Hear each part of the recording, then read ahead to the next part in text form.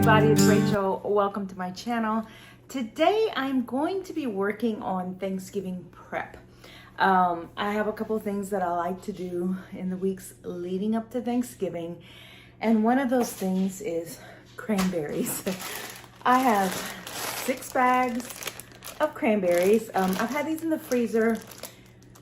I do have 6 bags. I think I might actually go grab me some more. I'm not quite sure. But today, what I'm going to be doing is I'm going to be making cranberry juice.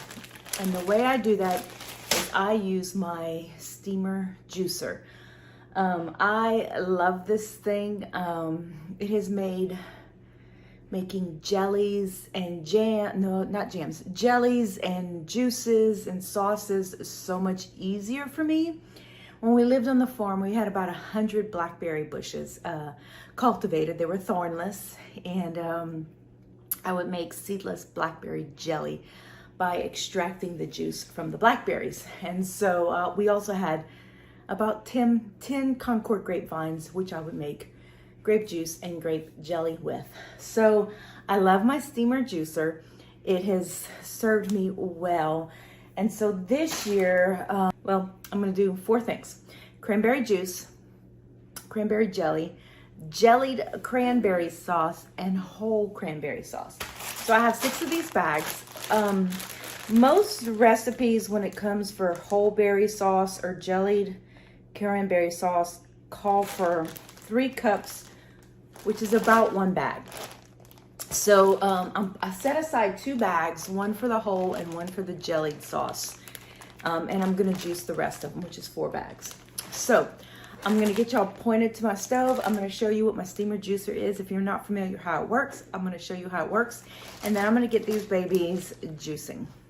Okay, so like I said, the steamer juicer comes in 3 parts. And here are the 3 parts. The first part is your bottom part, which holds water. So you can see here, I have mine filled up with water. I don't add anything to the water, so it does have some hard water staining from when we lived on the farm. The second part is this right here. And this is where your juice collects, this part right here. So I'll show you in a bit, but your juice sits on the third part at the top, and the steam comes up through here into the third part, breaks apart the berries, whatever it is you're trying to juice, drips down in here, and then it comes out this tube. Now, I know a lot of people like to clamp their tube, and you can see my clamp is missing. I don't clamp my tube because I find that if the juice stays in here, it kind of gets a cooked taste, and it doesn't, to me, it loses that fresh taste that you get from juice. So I actually let my juice I'll put a chair on the floor with a jar, and I just let the juice collect as it's juicing. If that's, yeah. So anyway, and here's the third part, and this is the colander, and this is where you stick whatever it is that you want to juice. And so today for me, it is cranberries. I only have 4 bags. It's not a lot, but there have been times when I've had this thing, my lid has not fit on it, and then as it would break down, the juice would be released, I would just stir more on top, stir it up, and just keep going. And usually at the end for fruit especially, at the end of the day when all the juice was gone, I fed it to my chickens. I don't have chickens now, so I don't know exactly what I'm gonna do with it, but anyway, that's what I used to do. Okay, so I'm cutting open my bags of cranberries. Ooh, I got my little helper with me today, and I'm just gonna, that's loud. I'm gonna pour these in. They're still frozen, so it's gonna take a bit longer. You do wanna make sure that your water does not run dry, because of course, then that messes up your whole pot. It is a little difficult, especially when you have it filled with a ton of fruit. There's not a lot in here, so me lifting this shouldn't be a problem to go ahead and fill this back up with water. So I usually check mine every 30 minutes. That usually doesn't go down, but sometimes I'll just go ahead and add water at that time period anyway, just to be on the safe side. All right, so that is my 4 bags of cranberries. I have my lid. I'm gonna put my lid on, and then I'm gonna put it on high to begin with. And then what I'm gonna do is, this is a 1/2 gallon canning jar. You don't can in it, use it for storage. I love these jars and they're getting harder to find. I actually ordered some from Azure Standard and they were out. So I'm on the hunt for some more. I love these for storing. I buy rice in anywhere from 20 to 50 pound bags because we eat a lot of rice. And so I like to store these in here, and I vacuum seal them, and they don't take up a lot of room. They're tall, they're narrow, they fit well on my shelf, and so that's what I use them for. But today I'm going to be using them to collect juice. Okay, it's been about 30 minutes. You can see the steam coming up. A couple of the berries are popping, which means the juice is being released. And I'm gonna try to no, you know what? I'm gonna put the camera on the tripod. Okay, this is too heavy for me to lift by not too heavy, too bulky for me to lift by myself.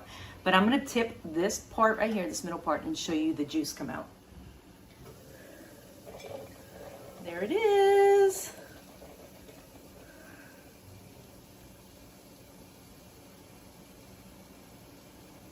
I do like to do this because, like I said, I don't like my juice to sit and cook in here. So I do like to tip it out once in a while, just to make sure it comes out and it's not sitting, you know, with hot water underneath it. So here's my water. I still have a good bit left in there. So I'm gonna let it do its thing for about 30 more minutes, and then I'll come back and check it. Okay, these berries are pretty much done.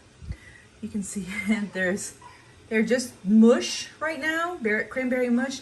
I've never used these in a recipe. Like I said, I pull the juice out, so I'm not quite sure exactly how much flavor is left in them. Anyway, so what I use, you don't want to mash them. If you mash them, you're going to end up getting fruit particles in your juice, and you don't want that. So what I end up doing at this point is I go ahead and cover it. I turn my stove off, and I just let it sit. I figure if there's any more juice left, it will drip down, and you know, I can save it. 4 cups of juice, so that's not too bad. Last time I did this when we lived on the farm, I ended up getting about 20 bags. They were marked down at Aldi for like 25, 50 cents. I think I got them when they originally marked down to 50. And then I got a bunch more when they marked down to 25. And I just had a ton of bags in my freezer and just ended up juicing them all and making cranberry jelly. Not jellied sauce, but jelly and juice.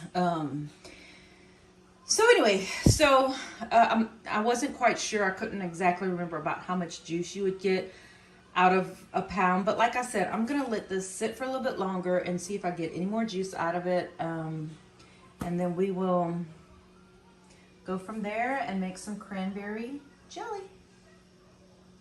And there are the cranberries, pretty much used up. No more juice left in them. And I got about, let me see, 6 cups of juice. Thank you, Tori. 6 cups of juice out of 4 12-ounce bags. And y'all, this is Tori. Today is 2 of my cranberry extravaganza. Yesterday I showed you how I make cranberry juice using a steamer juicer. With 4 12-ounce bags of cranberries, I got a little over, right here, 6 cups of juice. So that's not bad. That's not bad at all. So today I'm going to make cranberry jelly. Now this is not your typical jellied cranberry sauce that you buy in the store. I'll be making that either tomorrow or the day after next. This is jelly like apple jelly, grape jelly. It's jelly. I like cranberries. I like cranberry jelly. I like cranberry sauce. I like jellied cranberry sauce. I really like cranberries. So cranberry jelly, it's just something a little different. It's not your grape, not your apple. It's different. So I like making cranberry jelly. So what I am using is the Ball FreshTech Jam and Jelly Maker. And I'm going to show you that in a few seconds. I have the recipe book that comes with it right here.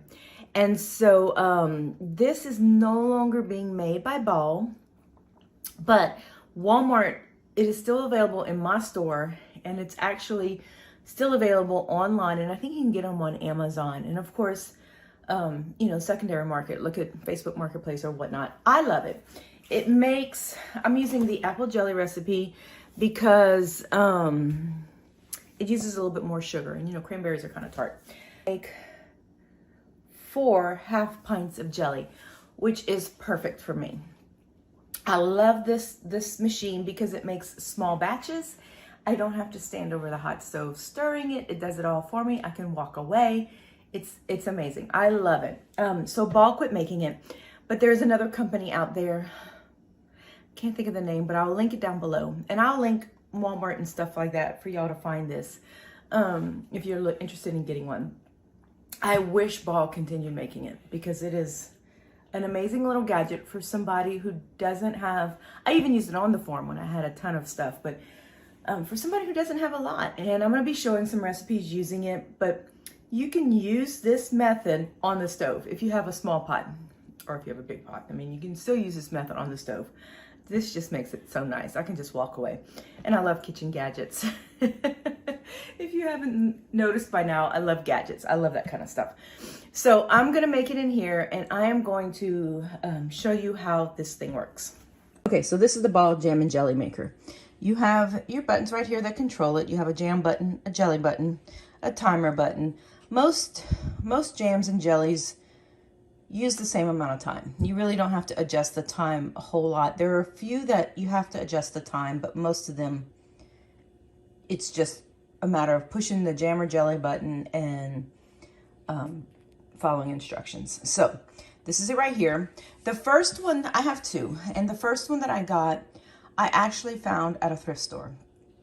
I had been looking at them as when we lived in Tennessee, when we lived on the farm, and I found it at a thrift store for $7, and it was missing the lid. They go for about $100. I called Ball and I told them, hey, I have a jam and jelly maker. I don't have a lid. They sent me a new one. Anyway, so we moved here to Louisiana and my base goes missing. I was devastated. I have a huge fig tree in the back. I wanted to make some fig preserves and my base went missing. So my husband told me to buy a new one. So I bought a new one, and I think I know where my old base is, but I am on the hunt. I keep looking like on Marketplace and thrift stores for another one because, like I said, they are not making them anymore, but they are great little machines. So this is the machine. This is my cranberry juice. Yay. So I'm going to show you, I'm going to point the camera back down, and I'm going to show you guys how I make cranberry jelly. Okay, so the recipe calls for 3 cups of juice. And then what I'm going to do is I'm going to add 4 tablespoons of Ball Classic Fruit Pectin. I buy it by the little container. I think I got this one at Walmart or Target. You can get it on Amazon. It's a little bit more expensive, but I'll link it down below. But I get mine at Walmart, Target, whoever has it. So then you're going to add 4 tablespoons. Now, some recipes call for you to put the pectin at the bottom of the machine, but this one has you mixing it in here first. So that's what I'm doing, even though I'm not using apple juice. Okay, then you whisk it together, and it says that some lumps will remain, so don't worry about that. It says to pour the mixture into the pot, and then you're going to add a half a teaspoon of butter. Now, the half a teaspoon of butter is to prevent foaming, so that it doesn't bubble over in your machine. So let me get this thing plugged in. Okay, so it's plugged in. So I'm going to take my juice with my pectin in it, and I'm going to pour it in.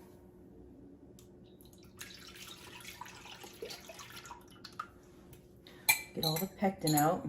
Now, cranberries naturally have a lot of pectin in them, which, so I'm a little, I still use this, but cranberries have a lot of natural pectin in them. Okay, so let me get my butter. It calls for half of a teaspoon. I don't really measure it because I do use a little stick of butter. So I just kind of put a little tiny sliver of butter in there. Okay, press the jelly button. And then you press enter. Okay, so you can see it's stirring up. It's gonna do this for 4 minutes, and then it's gonna beep, and then what I'm gonna do is I'm gonna add sugar. So I'll come back in 4 minutes. Okay, so it sounded the 4 sharp beeps. You can see some steam rising. The butter is melting, so I'm gonna take my 3 1/3 cups of sugar, and I'm just going to slowly pour it in.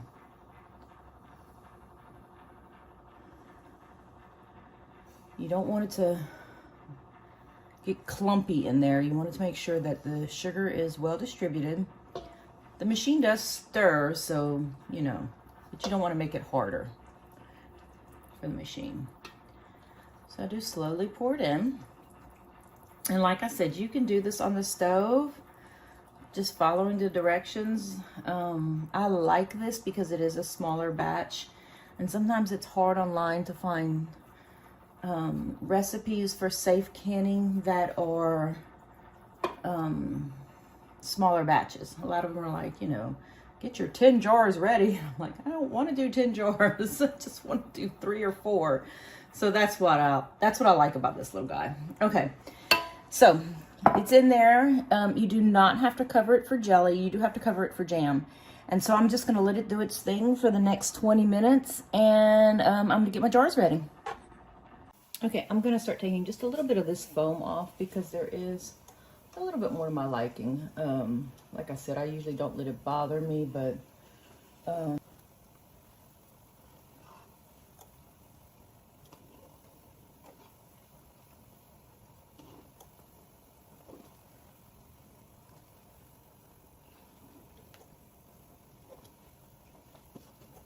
okay, so it has done its final beep. So I am going to unplug it, and I'm going to take the stirrer out. I'm just going to put it in here. This is a gumbo bowl. For those of you not from Louisiana, this is what we eat our gumbo in. Other parts of the country, it's known as a serving bowl. Okay, I'm going to get my jars, and then I'm going to go ahead and load them up. Here are my jars. So follow the rule: hot jars, hot product, hot canner. So all of my jars were warmed in my canner. And I still have a little bit of foam, but like I said, foam does not bother me. So I just leave it in there. I find that I can't get it all out, but you want it to a 1/4 inch headspace. Sometimes I'll go ahead and remove it once it's in the jar because it's a little bit easier with the smaller space. Now this recipe says it makes 4 jelly jars. Sometimes it's a little more, sometimes it's a little less. If it's a little more or a little less, then what I'll do is I'll just take whatever doesn't fill up a jar completely, and I'll just put it in the fridge when it cools down.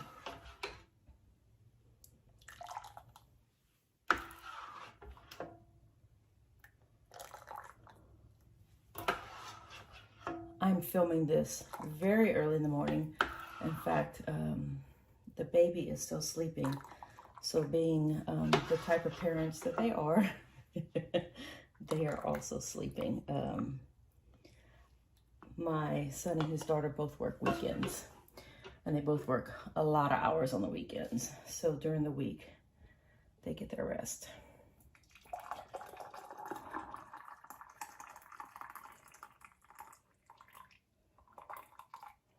I'm gonna check my headspace on these jars. Well, okay, you're gonna be good. Pray that doesn't fall. Okay, so here's my little headspace checker. I need a 1/4 inch headspace, which is this little guy right here, which I can tell right away I don't have. No, so each one needs just a little bit more. Not a lot, just a little bit. Probably would. And because I want a good seal, I'm gonna go ahead and wipe these down with a little bit of vinegar on my paper towel.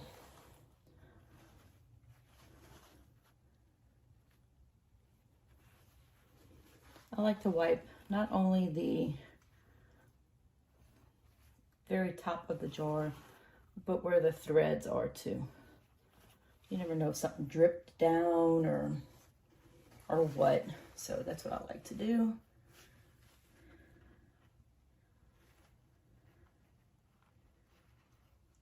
They're very hot.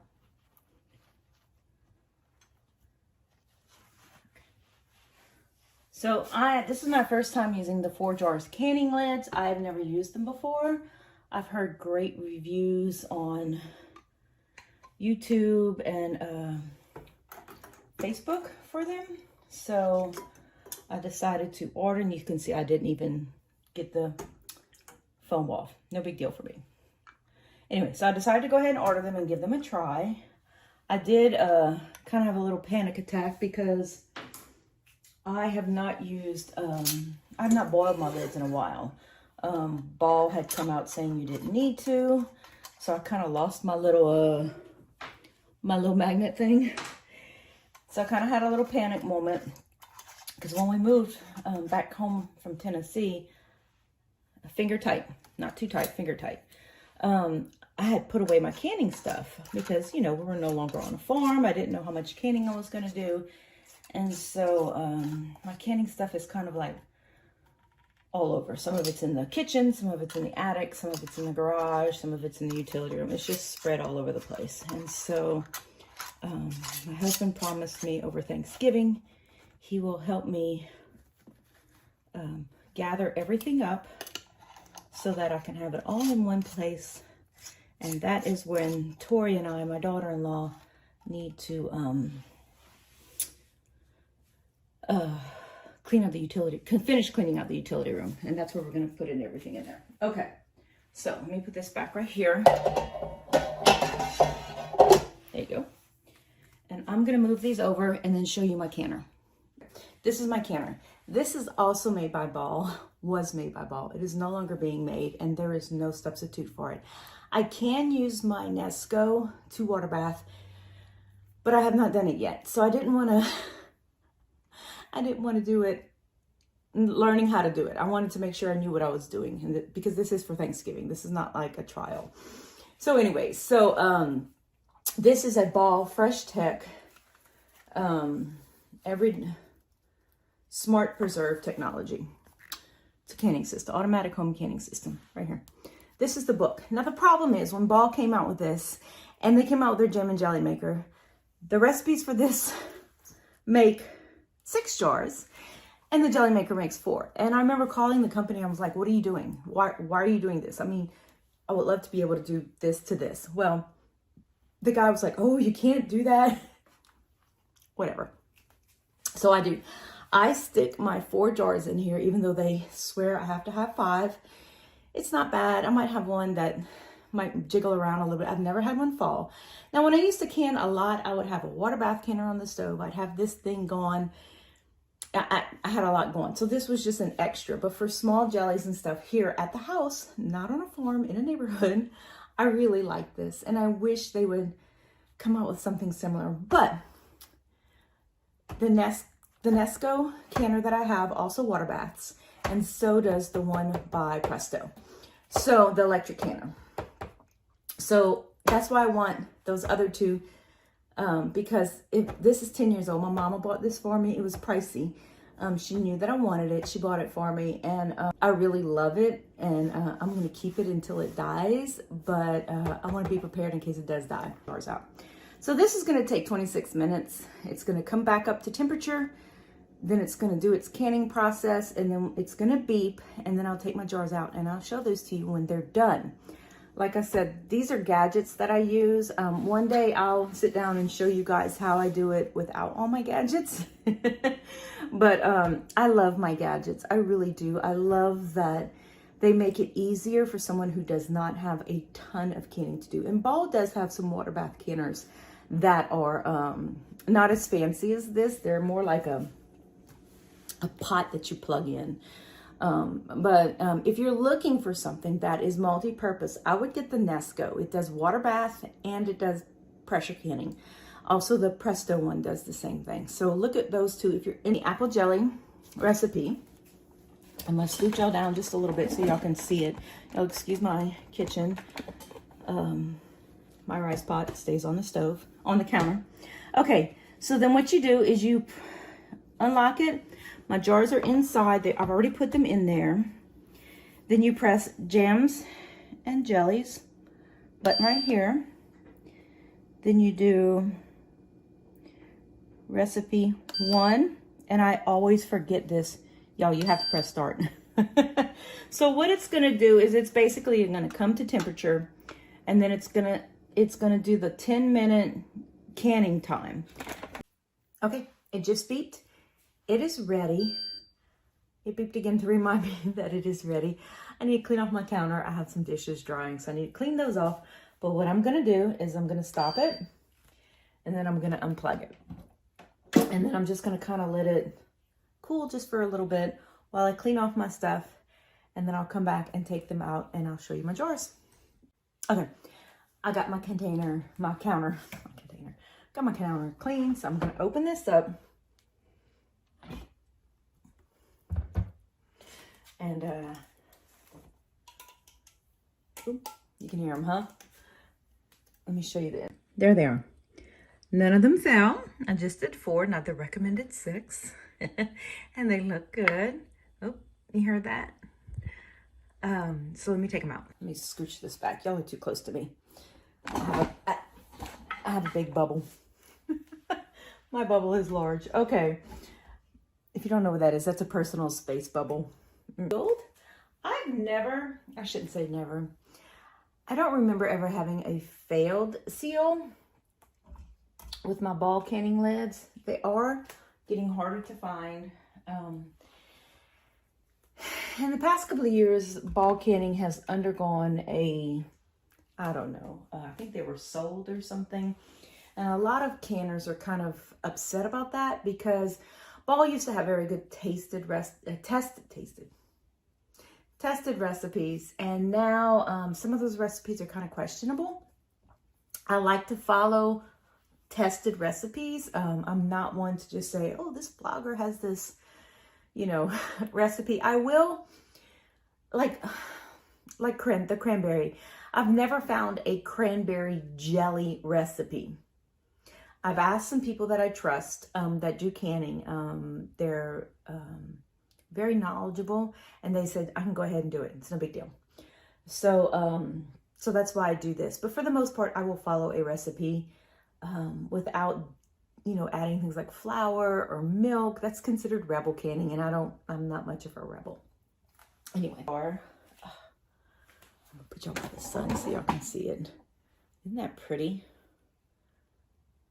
Lovely, lovely. Here's my extra that I had. I got a little spoon, got a little bit on it. Okay. What I like about this is it's got that tart cranberry taste, but the sugar, of course, sweetens it. But you still get that, oh, this is gonna need some toast. You still get that wonderful tart cranberry flavor. This is good. Okay, so thank you for joining me. I will see y'all in a few seconds when I make either cranberry sauce, jelly cranberry sauce, or whole cranberry jelly cranberries. Anyway, see you guys in a bit.